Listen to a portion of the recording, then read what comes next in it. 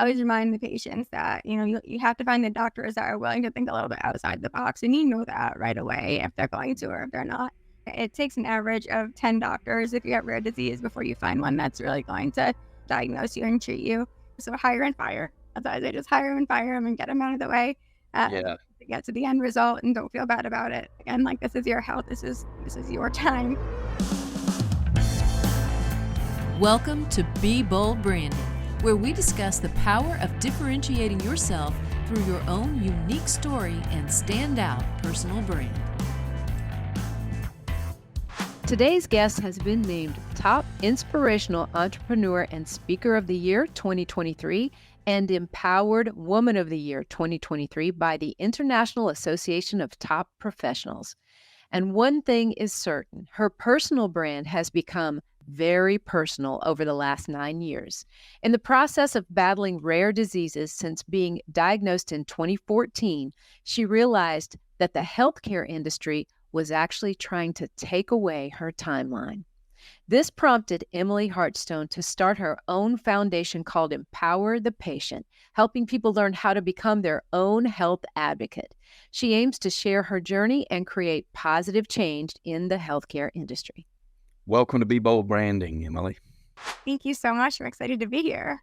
We're excited to have you. Very happy to have you on the show today. I hope the listeners get something really powerful out of it. I know they will. So stay tuned, guys.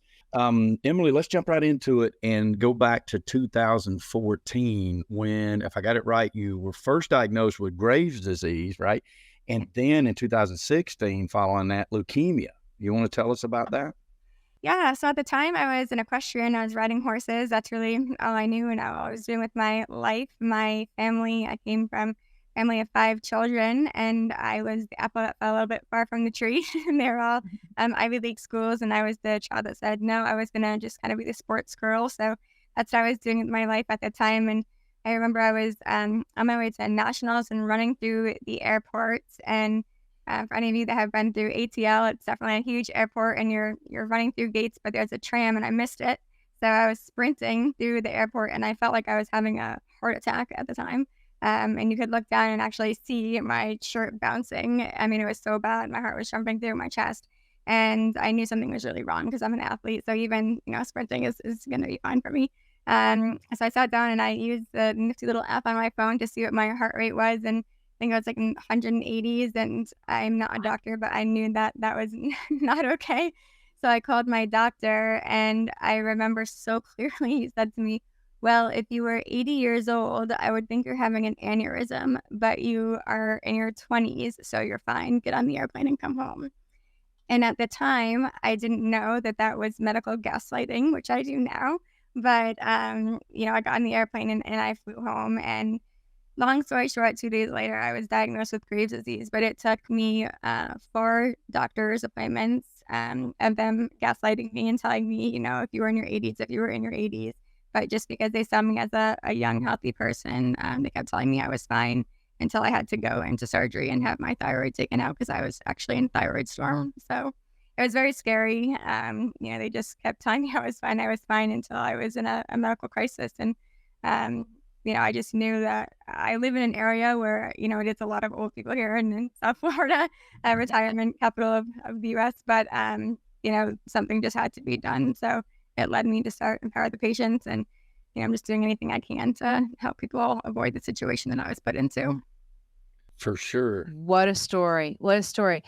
So, I have to know, look, there's a big gap right there. And I want to know how you filled that gap, Emily. So you were diagnosed with Graves' disease at that point in time, and things obviously didn't start to get better for you. They started to get worse during that time frame. What happened as you moved forward into 2016 and you were diagnosed with leukemia? And then at what point did the light bulb go off and you thought, this is ridiculous. I need to do something about this. Take me through what your mind was going through and some of the things that happened to position you right here with Empower the Patients. Yeah, of course. So I had the surgery. I was lucky. I got hooked up with an amazing surgeon, Dr. Witteroff, and he truly is just the best. I don't even have a scar, and they literally, I mean, it sounds very graphic, but they did slit my throat. I mean, it was awful. And I woke up from surgery, and I remember I felt so much better, because thyroid disease, it just makes you so anxious. I mean, I remember like my dog barking, and I'm an animal lover, obviously, and just stuff like that would send me over the top. I thought my parents were literally trying to kill me, because you have to eat a certain way. And I'm like, they're not shopping right. Like, they're buying things that are trying to like kill me. I literally thought they were trying to murder me. I mean, obviously I'm laughing right now, but I was hysterical at the time. It's just such a horrible feeling. And I woke up and I just felt like myself again for the first time. And it was amazing. And I felt like that, I think, for 7 days. And then I just started to spiral again. And I'm like, well, what is wrong with me? Like, maybe I do have a mental disorder, because they tell you that. I do want to take the time to let people know this, because 80% of women will be diagnosed with thyroid disease or have a thyroid disease in their life. But 30% of those women will not ever know that they have it. And 20% of those women will first be diagnosed with a mental disorder, because your anxiety is so bad. And it is a thyroid disease that you have. And a lot of people will listen to their doctors, because we're told to listen to our doctors just as we are to police officers, but they're human and they make mistakes. So I was going through all of that at the time. And then my surgeon said to me, you either have, a heart condition, or you have this super, super rare tumor. It's not even worth expanding. So I went to the cardiologist, and they said, no, it's not. Go check the tumor. And it took me 4 different doctors again to even test me for that tumor, and it came back positive. So not only, I'll get to that in a minute, do I have leukemia, but I did have this 1 in 1 million rare tumor, and that started me down a journey with the rare disease doctors. And they got that under control, and I still didn't feel good. And this is where the leukemia journey started. It took me 9 doctors. I was in and out of hospitals all the time. They were taking my blood, telling me, oh, you're a little anemic, but just go home. You'll be fine. Drink some tomato juice, they would tell me. But again, you're young, you'll be fine. And then finally, after my family turned against me, because they kept telling me it was in my head, I got on an airplane and I went to Mayo Clinic. And it took 30 minutes for them to diagnose me with leukemia. And they said it was textbook. It was, like red cells and white cells, high white cells, low red cells. And I had, at that point, Googled my brains out, and I asked specifically these ER doctors, like, is this not leukemia? Because it was so textbook, and they couldn't understand why the doctors here didn't identify it. And it was just horrifying. I mean, I had gone through this for years and years and years. They said they couldn't even tell me when I was diagnosed with this, but like probably in my teens. So, I mean, like 10 years I had been dealing with this, way before the thyroid disease, probably. And I'm still here suffering today with it, and probably will be, to the end of my days. And it was something that probably could have been avoided. And it's just scary to think how many people are walking around with different kinds of rare diseases or cancers, and are never going to be able to live healthy again, because these doctors are just gaslighting them all of the time. And beyond that, back to what I was saying before with the mental disease and mental illness that they're diagnosing these people for, I was seeing these kids, one of the really bad side effects is you get brain fog, and I still get it from my chemo, so I apologize, because there's sometimes I say because I'm trying to remember things from that. But I remember having to log into Facebook one morning because I didn't even remember my own name. And it was the scariest day of my life. Honestly, I thought, this is it. I mean, like, what's tomorrow going to be if I can't even remember my name? How am I going to work? How am I going to pay my medical bills? It was horrifying. And they told this little boy, like, we're going to give you Adderall and Xanax, and it's going to fix you. And it was like, what? Wow. I mean, my whole family is ADHD. I've been on Adderall my whole life. I'm fine to say it. But I knew it wasn't helping my brain fog, and I didn't know my name that day. And here they are just putting, so like bottom line is, if this kid didn't have like mental health problems, he is now, because they're putting this medication into his body that he doesn't need. And then they're going to tell him, oh, your child has mental problems. It's just like, it was medical gaslighting, spinning these people in circles, and now they're giving them medications they don't need. And then they're going to diagnose them. I mean, big pharma, hi, where are you? Because you're just giving them stuff to make them need more. And it's just crazy. I couldn't believe what I was seeing. I didn't know what to do. And so I turned to social media to see, like, is anyone else dealing with this? And then that's when I found this amazing community on Instagram as funny as it sounds, and that I searched the hashtags, and it really started saving my life. I saw other people going through the same thing, and we just started talking every day, and that's where Empower the Patients was born. I put my whole life basically on social media and started sharing my story every day. People were commenting, asking questions, and I just shared everything I possibly could as open as I could. I was honest. I by no means was trying to bash any doctors because they save me every day as well. But I was just trying to do the right thing and make a difference as much as I can. And if I could change just one person's life doing that, then that was good enough for me to expose everything that I was going through on my side. Wow, what a story. That's incredible. Amazing. I think I shared with you too that, we both have family members that are ill. And number one, the amount of prescription drugs they have and that they're on is just mind blowing. And number two, they'll go in for very serious medical tests. And all these people do a lot of times is put that medical test up on their My Chart area, and they don't let them know, they don't help them to read that medical test. In fact, the patient is having to chase down the doctor, who sometimes will call you back and tell you what the test means, and sometimes they won't. And you'll have to just continue to chase them. That has happened with 3 different people just in the last 2 months in my family alone. And so I fear that this is an epidemic, and your Empower the Patients, my gosh, it comes along at such an appropriate time, sadly so. Yeah, I'm always telling, we call them our warriors because they are, they're warriors and they're fighters. And I always say to them, these doctors are working for you and you have the right to fire them. If they're not calling you back, fire them and go find a new one. And the people working behind the desk, so many people say, I feel like I'm bothering them, if I call them. And I get it, I feel the same way. But at the end of the day, this is your life we're talking about, not, you're not trying to make a hair appointment right now. Right. Who cares if you're bothering them? Right. You need to survive. And Yeah. I'm sorry, they don't like the job, and that's not your Go problem. get another. If you don't like being bothered, go get another job. Right. Yeah, exactly. Look, And it's ancient. It's more ancient than any of us. The squeaky wheel gets the grease. Let's yeah, get squeaky about it, because exactly. you got to demand that. And Yeah. this is a great segue, Emily, because one of your quotes that I'm really interested in is, you're like, it just felt like the healthcare was trying to take away my timeline, right? Well, explain what you mean by that a little bit for the listeners. Yeah, I was saying one time my nana, she was passing away, unfortunately, this was years ago. And I was in Florida and she was up north. And my father called and I had to get on the plane to go home to see her. But I had spoken to her every single day except for the 2 days before. And when I got there, she opened her eyes and she looked at me and she made a joke like, did you stop at Dunkin' Donuts? I'm what took you song basically. But she took a deep breath and she went to sleep.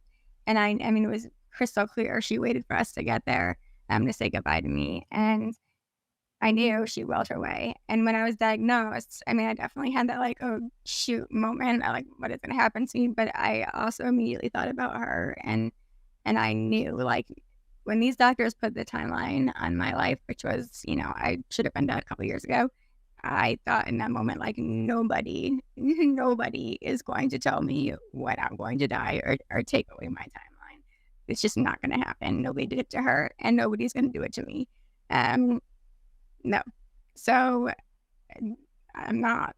They didn't do it, and the hair falling out of my head, like any of that. And there's something called the SOA method. It's very powerful. It's a mind meditation. I had an event this past weekend and people were like, you're like Hercules. I was like picking up these tents that like guys couldn't even carry on their shoulders, and I'm throwing it over my shoulders. I'm like, how do you do that? And I was like, the SOA method, check it out, man. And it is, you just like tap into a different world. And that's what I do. I mean, I feel like I'm going to live as long as everybody else. When I talk about these things, I talk about it almost like it's in third person, and I just keep going. I just bought a new puppy. I mean, I'm going to outlive her. I don't, I mean, I hope I die, like, I'm one of the for animal, but Of course. I bought her, and not like I'm going to have to pass her on to somebody else is my point. Exactly. Yeah. Boy thing. And I just, keep going. But the biggest thing is just, I just want to be here for people to understand that, these people, because they're not calling you back. I just had a neighbor the other day. She was the sweetest woman, just walked around. She was young. She was in her 50s, and she passed away because she couldn't get through to her doctors. They told her there's no more chemo. Like, are you effing kidding me? Switch the chemo drug then. I've just had 7 different ones in the past 4 years. Like, what? I mean, and her husband, didn't want to call because he felt bad, harassing them. I can't, I'm just, Mm-mm. it's mind blowing. I'm the have words. I don't get it. And it is big pharma. There's something called CAR T cell therapy, and it's a cure to every cancer. This is not a conspiracy theory. This is fact. And they're putting it out one by one for each different kind of cancer very slowly, but it's population control. Why can't everybody have access to that? Mm-hmm. It's here. They have the cure. Mm-hmm. I really, I really like the your thought process, obviously, because, Bebo Branding deals with a lot of people all over the world. We have a lot of guests all over the world. And really the central theme behind it is that you can do whatever you want. Like if you put your mind to it, then you can accomplish it. And I think that you are a fantastic example of that. And I agree with you 100%. I can't will myself into the NBA. That would be nice. But you can't. The power of that is incredible, because I am a very big believer in visualization. And when it comes to your health, like Tanya says all the time, if you don't have your health, you don't have anything. Like you can make all the money in the world, but you can't buy your health back. But I love the fact that you're cutting through a lot of that with your program and the brand that you're building, and you're empowering people. You're showing them how to be empowered, and you're not just saying, "Hey, be the squeaky wheel. Don't worry about bothering your doctor." That's what they're there for, to care for you. But you're also involving how mentally you can take care of yourself and extend that your lifeline. I think that's incredible, because I definitely believe it's true. Thank you. Yeah. Oh, They say, yes. rare disease, and they call us zebras. I'm sure you probably heard that with the people sick in your family. And, somebody told me, at least they got this because in medical school, when you hear hoof prints, you think horse, and they don't think zebra. And I always remind the patients that, you have to find the doctors that are willing to think a little bit outside the box. And you know that right away if they're going to, or if they're not. And if they're not, just move on and don't waste your time. It takes an average of, they say, like 10 doctors if you have rare disease before you find one that's really going to diagnose you and treat you. And that the sooner you go through those other ones, the quicker you're going to find them. So hire and fire. Otherwise, they just hire and fire them and get them out of the way. Yeah. To get to the end result, and don't feel bad about it. Again, like, this is your health. This is your time. And Amen. Yeah. Exactly. Amen. I remember I had a family member years ago and had cancer, and we were all standing. We were standing around him. We prayed over him, and then he was going to go into this cancer to remove this cancer. He had it in the kidney, I think, or the urethra tube or something like. Anyway, it didn't matter. That we're standing there, and one of his nieces says, "Hey doc, how's the operation going to go? And he's like, I mean, they're fixing to wheel this dude in, and he goes, I haven't decided yet if I'm going in through the front or I'm going in through the back, and he goes into this dissertation about either way, right? And so I'm not a doctor, and I'm not judging doctors, right? But I will say this. If the guy's going to cut on me, like, I want him to pretty much be prepared before 10 minutes before we get in there. I don't know. I'm just thinking maybe we can make a better plan. Like, this is really the plan we need to do. I mean, I'm on a last minute. Like, I don't know. Maybe I'll change my oil first. I don't know. I'm going to have a sandwich, and I'm going to cut this dude. Like, I was like, I don't know. It worked out okay, but very similar situations.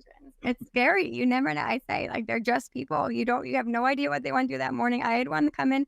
She was shaking like this, and I'm like, she had a Red Bull. So I'm like, oh, she's just, empty on a Red Bull. Like, she's fine. It turned out that was her last surgery because she had brain cancer, and it was from the brain cancer. Wow. Yeah. Thank God I survived that one. And I loved her. I mean, she was a good doctor, and she saved me many times more. But I mean, that was a little scary. She did not look good at all. And she collapsed right after my surgery, and that was it. That was the last surgery. I mean, it was very scary. But, I do say, like, you don't know what they went through the night before. They could have, they're people, and they could have had a very bad fight with their husband or their wife, or just got a divorce. And they're just cutting you open the next morning. You don't know, and you need to be able to trust them, and you've got to pick well. So That's true. So, this kind of segues into this question, obviously there are a lot of people in this world suffering right now through various different things. And albeit, thank God, not too many with rare illnesses, or they wouldn't be called rare, right? But what is that? Can you give somebody like maybe 2 or 3 things that you would definitely do to say, this is how you start your journey? Don't start it any other way, and keep these things in mind as you empower yourself. Yeah, for me, I mean, it's definitely it it unfortunately, it lies with the doctor, and when you have something like that, immediately by the gaslighting, and that's really all it is. It takes they need to listen to you, and you need to know that they believe you, and you're not just getting passed on like, "Oh, they're here looking for" one, they're here looking for medication, or two, you can tell if they're internally rolling their eyes at you. It's very obvious. With things like I also have endometriosis, and that's doctors either think it's real or they think it's fake. And quite honestly, I didn't even know I had it. I had a cyst burst in my ovary. I just thought I had really, sorry being graphic, but I thought I just had really bad periods my whole life. I had no idea. Then I just got this really bad pain. It was a burst cyst, and they were like, "You had endometriosis everywhere. Like, how could you even walk?" And I was like, "Oh, I don't know. I'm tough. Like, this is the least of my worries right now. Like, what else is going on?" And they're like, I mean, wow. And the doctor came in, and finally she was like, "I just want you to know, like, for everything you've been through, like, you're validated." I cannot even believe. And just hearing a doctor say those words to me, I can just burst into tears. And I was like, I don't like just having a doctor say I'm validated to you is just everything. And um she already was just amazing beforehand. But I think any person that has ever been through anything rare, just to hear a doctor say that, and you can walk in, and after that, that's what I would say. I'm like, but do you hear what I'm saying, right? And like, you're validating the fact that like you believe that, and they're like 100%, and that's it. Like, I sat there, and if they're like, well, I need to order a few MRIs, like, I'm out. I don't need it. I just brought you all my paperwork, and it showed you that I have all of this. And if you still need more testing, have a good day. You just They're gonna put you through so much, and you're gonna have to go through so many tests when you don't need it. You're gonna live in a doctor's office already, and you know that when you have something rare. And the more there are some doctors that are gonna push you there a lot more than you need to be.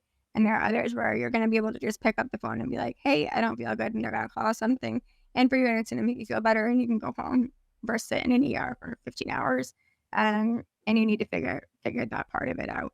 They're just different things. And the only other thing I can say is that doctors, um, they learn about nutrition. I think it's like one day. I think it's actually like 30 minutes, but I'll give it to them for one day in medical school. And there's a lot of things that you can do to eat that make you feel better when you have rare disease that are like inflammatory foods that will light you up if you don't, or if you do eat them. And I didn't know that, and somebody told me about it, and it changed my life. I was not able to sit up in bed one day. Literally, someone had to lift me, and then someone told me about like paleo diet ish type things and autoimmune diet, and I didn't believe them, but I did it, and it changed my life completely. So I could walk again. So there's just, and I specifically asked my doctor, is there something I should eat more? And she was like, just don't eat, an all kale diet, or it. I mean, it's just they're not going to help you. You've got to help yourself.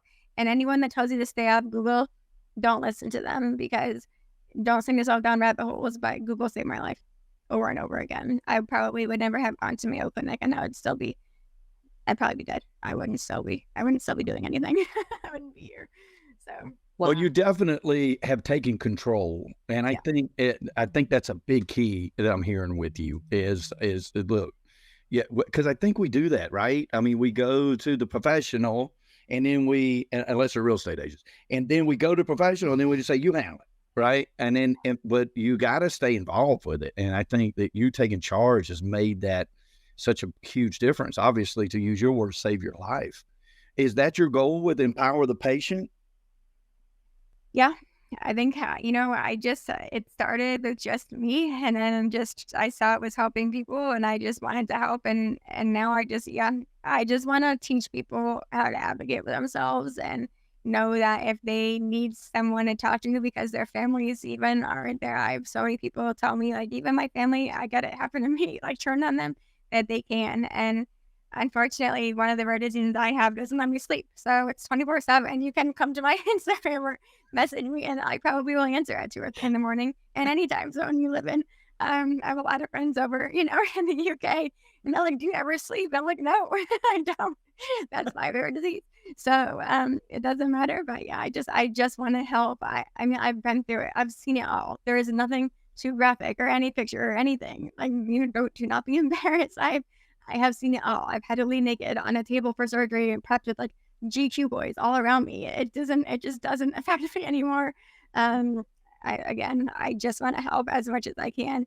And, whether it's my chart, any system, I've navigated it.